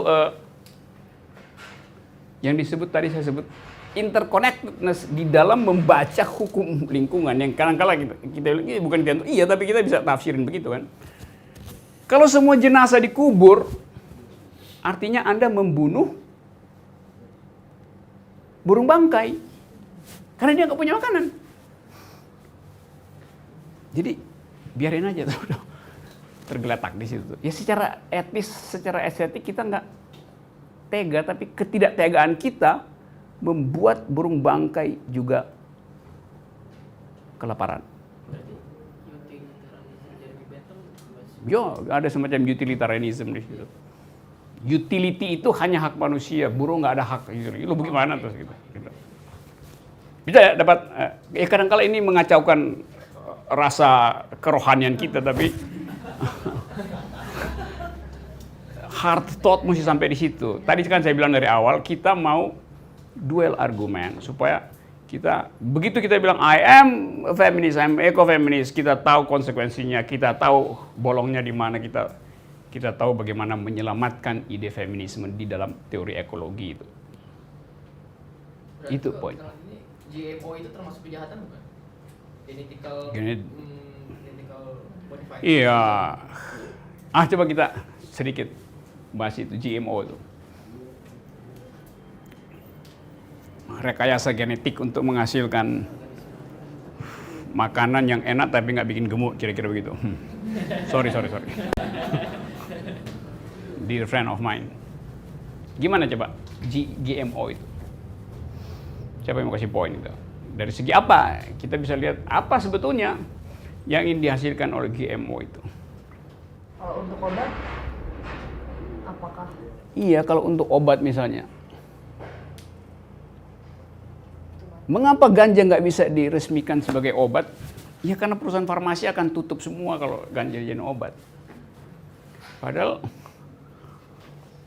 itu obat yang dikenal oleh peradaban Mesir, peradaban Tibet, peradaban India, peradaban Amerika Latin. Dari sejarah farmasi kira-kira 200 tahun yang lalu dipakai sebagai dan itu mujarab. Begitu farmasi tiba, farmasi itu risetnya itu, kalau kita bikin obat itu riset akademisnya 5 tahun. Satu sudah standar itu. Jadi riset akademis tentang komposisi kimia. Riset efek medisnya itu juga 5 tahun. Diuji coba pada pasien, udah 10 tahun. Riset pasar 5 tahun, 15 tahun. Buat dapat izin dari negara, 5 tahun. 20 tahun untuk menghasilkan 1 tablet. Dan investasi itu mahal betul. 5 tahun kemudian baru minta diproteksi intellectual rights-nya. Jadi 25 tahun untuk menghasilkan obat. Tiba-tiba ganja itu bisa dilegalkan. Orang cuma perlu pergi ke Sukabumi, pergi ke Tibet, pergi ke Aceh untuk sembuh itu. Apa nggak marah industri farmasi itu? Maka dia akan bilang, ganja itu harus dinyatakan ilegal. Kan logikanya begitu. Sama seperti jamu yang kita bikin itu. Ya, orang Eropa kan bilang, iya itu jamu, tapi itu bukan obat, itu suplemen aja. Kalau dinyatakan obat, dan over the counter bisa beli gampang, ya aspirin segala macam derivat-derivatnya yang di riset 25 tahun itu ya bangkrut dong. Jadi ada economic analysis of medicine yang basisnya adalah investasi di situ tuh. Jadi banyak problemnya. GMO ya itu juga soal yang sama, tapi kemudian tadi saya katakan kan harus ada tipping point, harus ada orang yang gitu nyalain korek api itu. Sama seperti tadi si Jonathan Stone, dia cuma nulis paper pendek, Should Trees Have Standing? Rachel Carson cuma nulis buku pendek, judulnya The Silent Spring.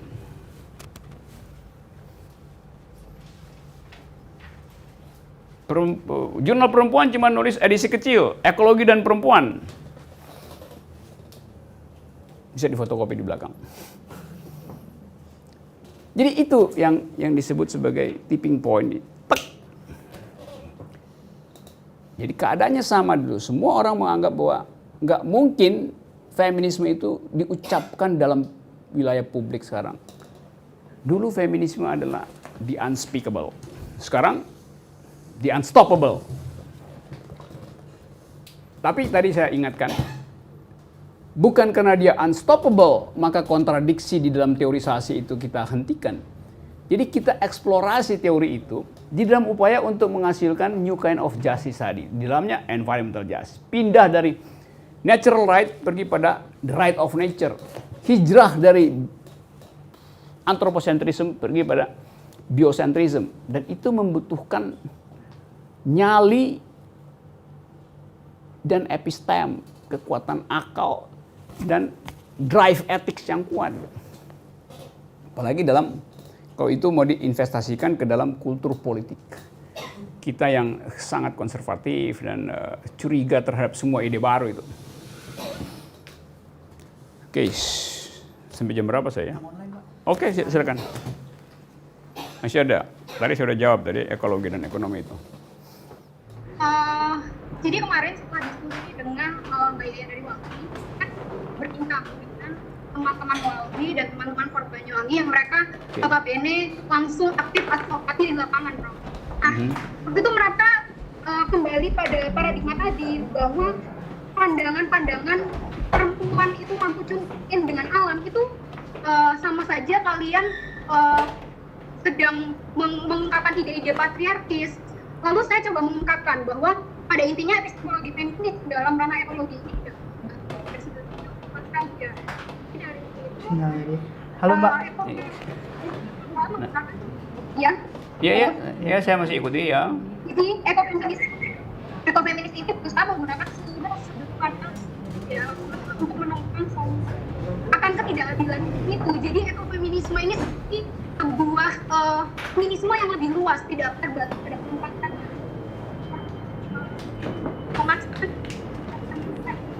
Hanya saja ketika hal itu dikemukakan oleh perempuan, mereka menganggapnya loh, kalian ngomongin feminisme tapi kok kalian seolah-olah pede banget, hanya kalian yang bisa memiliki pandangan seperti itu, seolah-olah ethical sphere itu hanya mampu kalian kuasai. Tapi ketika di dalam forum itu diulang dan dikemukakan oleh laki-laki, mereka mau Prof menemukan itu dengan bahasa laki-laki yang pasti Prof tahu perbedaannya di mana. Di situ juga saya melihat seperti wow, terus kalau misalnya perempuan yang mengungkapkan ide itu masih sangat susah diterima. Bahkan hari ini pun ketika kita melihat daya tarik feminisme, orang akan lebih menyukai feminisme dibicarakan oleh laki-laki daripada dibicarakan oleh perempuan. Seperti itu, Prof. Jadi bagaimana kita bisa mengentaskan pandangan-pandangan patriarkis ini ketika dialog-dialog kita, bahasa kita masih belum mampu diterima. Seperti itu. Terima kasih. Wah, keren banget kamu. Ya, itu seluruh pikiran baru selalu dicurigai dari dua arah. Pertama, dia akan mengganggu establishment, the old establishment power apa enggak gitu. Kedua, kecemburuan dari mereka yang pikirannya separoh. Jadi kalau si laki-laki bilang begitu ke kalian, anggap aja pikiran dia separoh itu. Jadi kekurangan pengetahuan menimbulkan kecemburuan itu. Jadi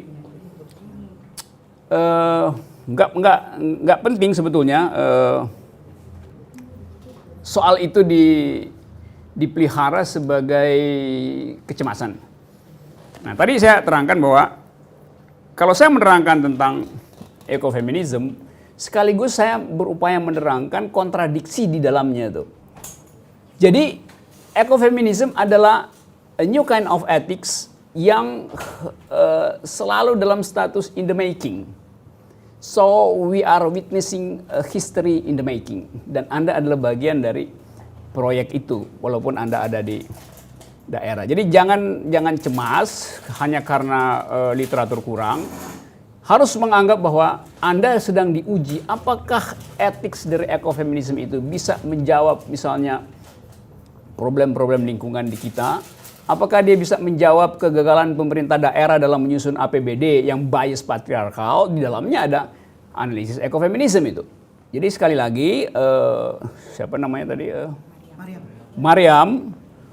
Saya percaya bahwa kalau kita punya dua konsep dan konsep pertama gagal, maka konsep kedua akan mengambil alih itu. Jadi selalu ada kemampuan dari pikiran untuk mengambil alih bagian yang dipunahkan di dalam perdebatan. Yang terakhir adalah patriarki itu bisa bersembunyi di dalam kurikulum, bisa bersembunyi di meja diskusi itu.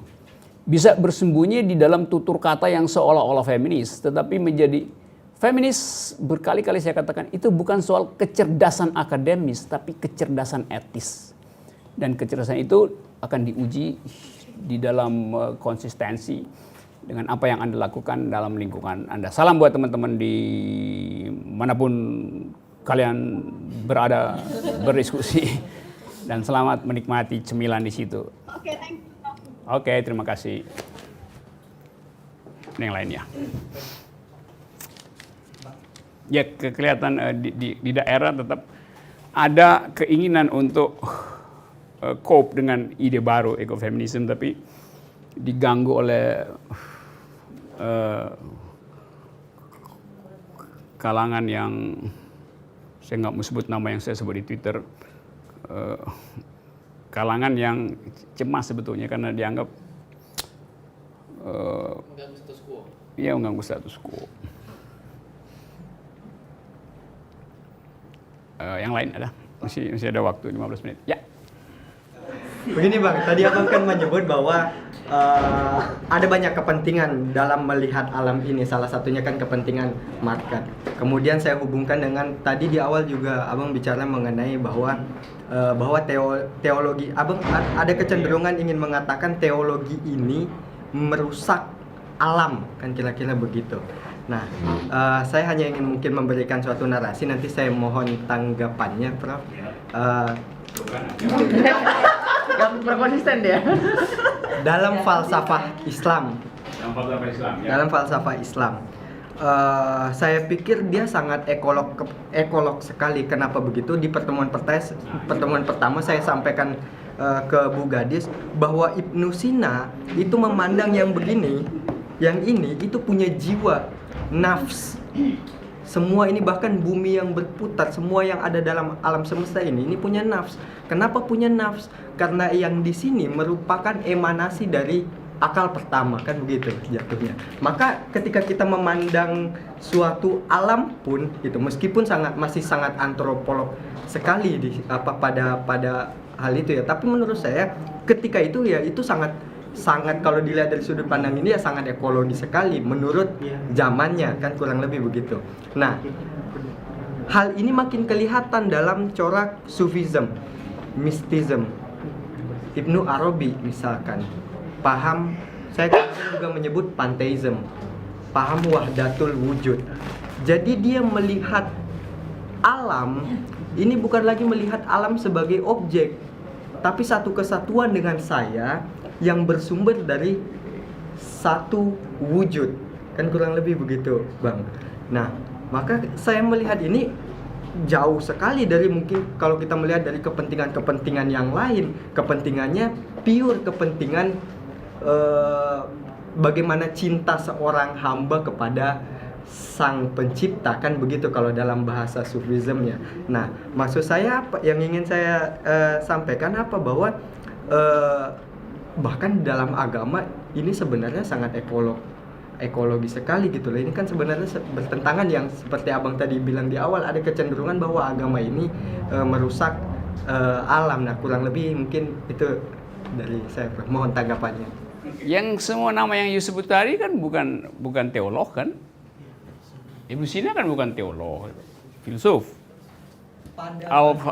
Averroes bukan teolog, Farabi bukan teolog.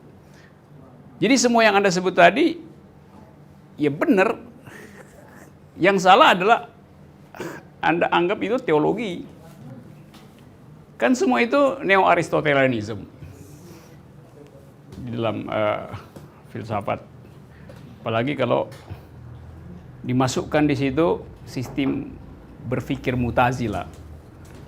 Logics mendahului belief, akal mendahului iman itu.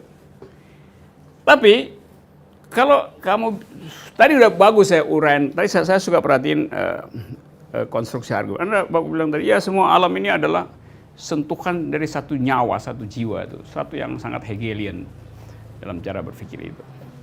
Lalu Anda anggap tadi itu kan cara kita sebagai hamba memandang alam kepentingan. Begitu Anda sebut kata hamba, hierarki langsung bekerja di situ. Kan jadi buruk argumennya tadi. Jadi dengan kata lain, Anda mau kritik, Anda sendiri masih berpikir teologis. Karena hamba itu adalah konsep teologi. Dalam bahasa Latin, ancillus namanya itu. Apa namanya? Budak, ancillus theologiae. Mungkin bahasa yang tepat kita ini percikan cahaya gitu. Nah itu Anda boleh edit bahasa itu, tapi koreksi pertama adalah captivated by theological assumption itu, captivated.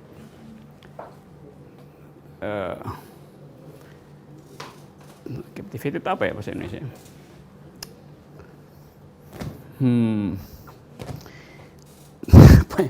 Ya tercekik gitu, dicekik. Dan itu biasa karena tadi saya bilang bahwa tetap UIN filsafatnya itu sama dengan Dirarkara, elemen teologinya kuat. Itu soalnya tuh. Sehingga kita selalu ada di dalam tadi pun waktu Anda berupaya menerangkan deteksi psikologi saya, Anda ada di dalam kondisi GAD itu, General Anxiety Disorder. Ya pasti lah, baca. Karena itu harus sering-sering ikut kafe. Oke. Tapi saya anggap ini diskursus persahabatan kan enggak. Saya kenal banyak cara berpikir di beberapa universitas. Nambah, oke. Pertama begini, Bang. Soal mendudukan apakah seseorang itu disebut teologi, filsuf atau sufis itu kan saya kira juga standar yang dibuat hari ini itu kan standarisasi yang menyebar luas. Tapi kalau kita lihat misalkan salah satu tokoh filsuf, semua tokoh filsuf itu ya dia ketiga-tiganya pun bahkan layak disebut fuqaha, bahkan layak disebut sebagai keilmuan yang lain. Karena memang bahkan Ibnu Sina salah satunya kan disebut sebagai dokter, kemudian disebut sebagai psikolog gitu kan, kira-kira begitu. Saya kira itu soal standarisasi. Nah, tapi kalau sudah menyangkut misalkan saya kritisi lagi sedikit, Mu'tazilah tidak pernah menginginkan bahwa akal itu mendahului iman. Perbedaannya ini sebenarnya secara sederhana ya, dia tetap mendahului iman, hanya saja dia hanya percaya terhadap satu karakter-karakter tertentu dibanding teologi-teologi yang lain. Nah, yang ingin saya masukkan di sini, permasalahan saya sebenarnya yang saya angkat ini kan orang-orang itu, maksud saya yang apalagi di sufisme itu dia tidak lagi menganggap alam itu sebagai objek gitu loh, Bro. Nah ini kira-kira maksud saya kalau hari ini kan pantas apa tidak pantas gitu, kira-kira maksud saya disebut sebagai ekofeminisme gitu loh. Karena mereka nggak melihat alam dan lain-lain itu, menjaga alam itu bukan karena kepentingan ekonomi atau dan lain-lain sebagainya gitu loh, kan begitu. Apalagi dalam diskursus akademis gitu loh, pandangan dia terhadap alam bukan lagi subjek objek, tapi peleburan lah, kurang lebih begitu. Ya, saya tahu jejak dari pikiran emanasi itu tuh dari sumber pertama. Tetapi karena dia diasuh di dalam wilayah teologi, maka kita cenderung kasih elemen lebih banyak pada teologi. Tapi kalau saya belajar tentang Mu'tazilah, Tetap problemnya adalah bila terjadi kontradiksi di dalam wahyu, Anda pergi kemana gitu? Pergi ke akal. Bukan pergi pada kontradiksi itu tuh. Ya itu boleh berlangsung di dalam saling kritik. Nah kalau saya kangen pada filsafat Islam yang sifatnya tadi sufism, lalu saya mulai membaca Al-Ghazali misalnya, maka saya dapat di situ juga semacam cara berpikir yang hierarkis, yang tarikatif gitu. Karena kita naik satu persatu di dalam kecemasan hidup, kita cari pegangan roh yang lebih tinggi gitu kan. Lalu kita, wow jadi sufi akhirnya tuh. Itu cara berpikir yang tarikatif. Tapi saya mengerti itu karena situasi akademis Indonesia itu tidak liberal untuk menguji dalilnya. Tadi misalnya di Universitas Gadjah Mada, di jurusan filsafat, ada disertasi dipertahankan dan lulus bagus. Judulnya atau tesis disertasi itu bunyinya begini. Ateisme hanya dapat dicegah melalui penataran Pancasila.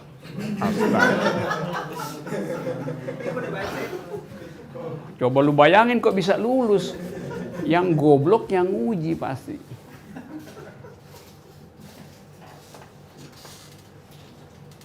Kalau kita uji misalnya jalan pikiran itu sebagai tesis itu. Loh, ateisme itu diizinkan oleh Pancasila.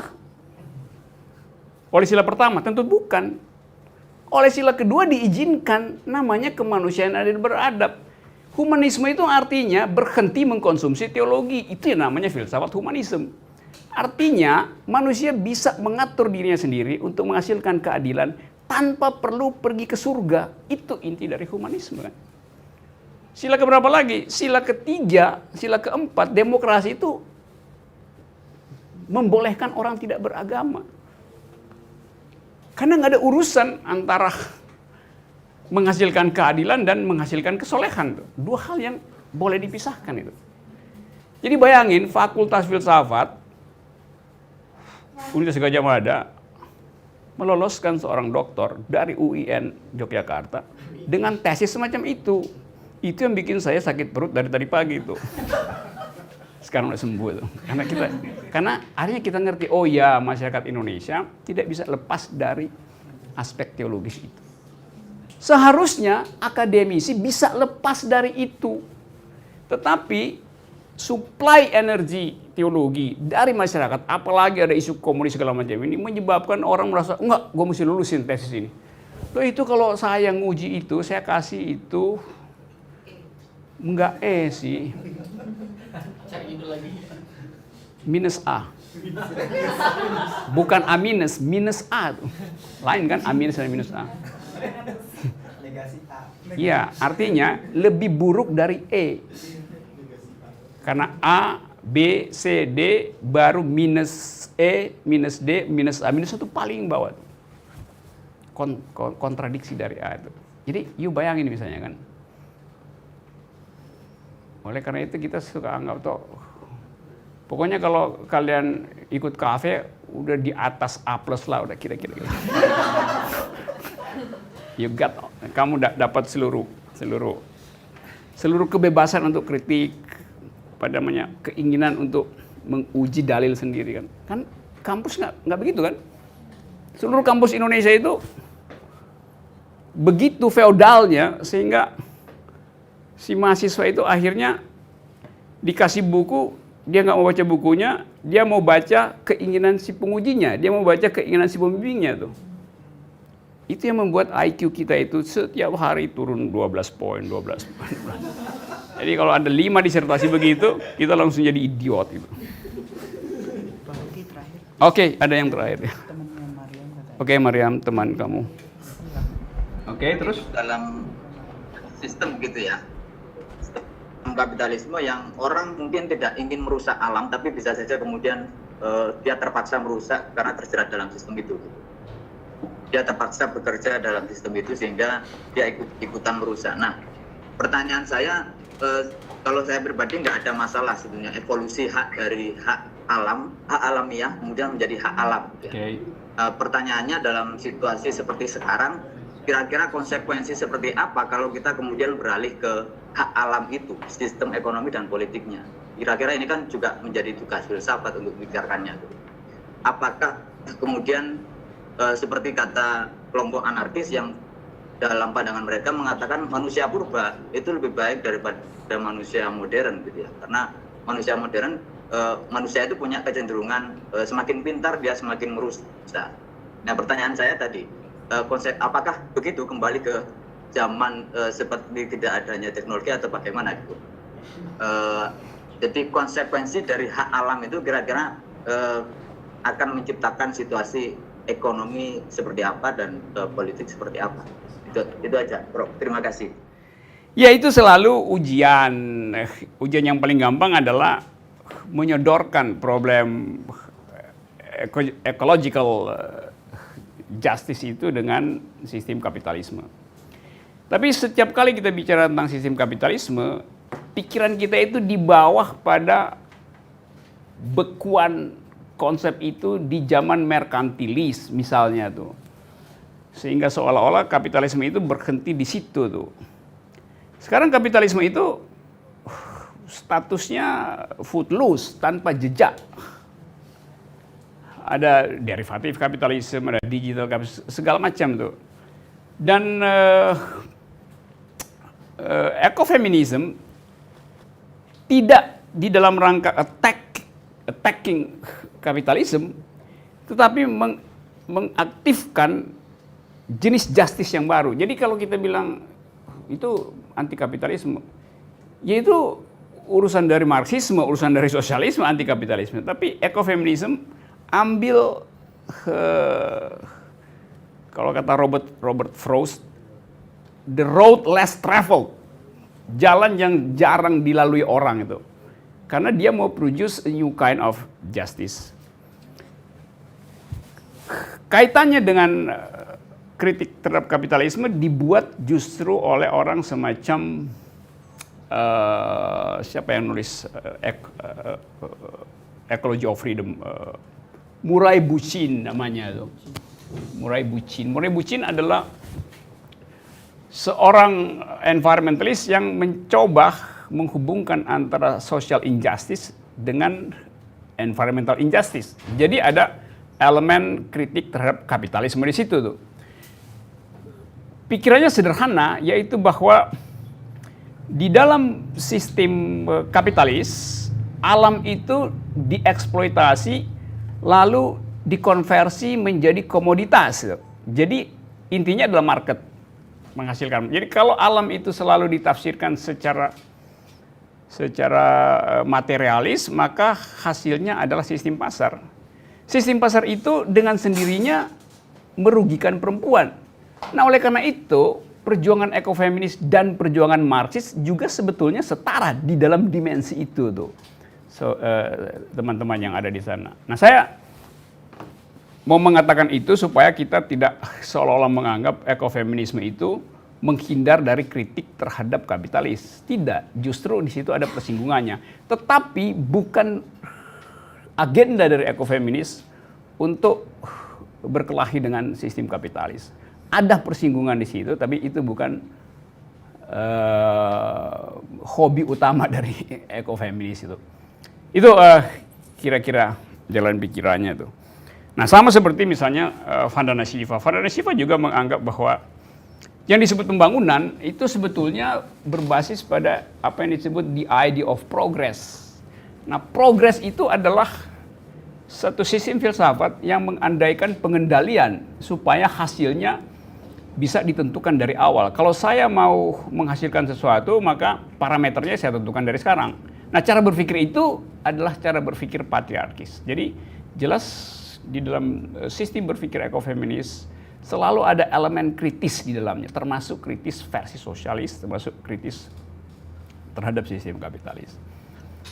Kalau saya rumuskan dengan satu kalimat supaya ada dalil pada teman-teman di sana, kira-kira bunyinya begini nih. Eksploitasi alam oleh manusia terjadi akibat eksploitasi manusia terhadap manusia yang lain.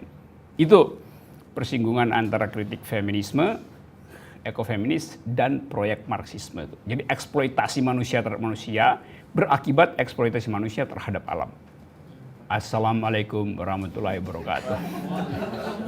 Waalaikumsalam. Thank you, bro. Oke, bro.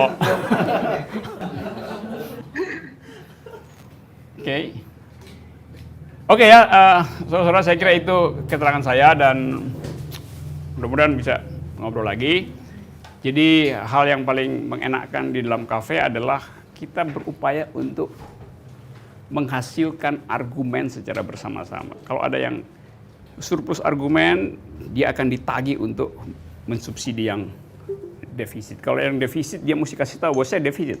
Dengan cara itu kita tahu bahwa kalau jumlah argumen di dalam masyarakat Indonesia cukup stabil atau tercukupi, maka begitu banyak problem radikalisme, sinisme atau arogansi bisa kita kurangi. Karena saya selalu percaya bahwa argument is the currency of thought.